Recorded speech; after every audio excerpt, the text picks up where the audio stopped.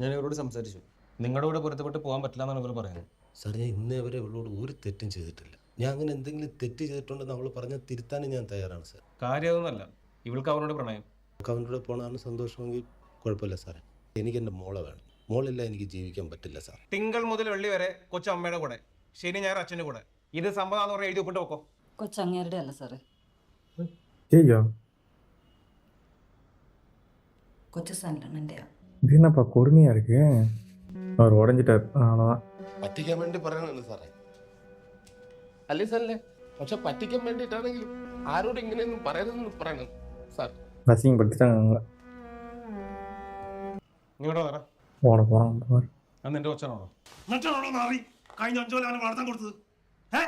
എടീ, വേലി ചാടിയ പശു കോല കൊണ്ട് ചാവുന്നൊരു ചൊല്ലുണ്ട്. നീ ഓർമ്മയിൽ വെച്ചോ.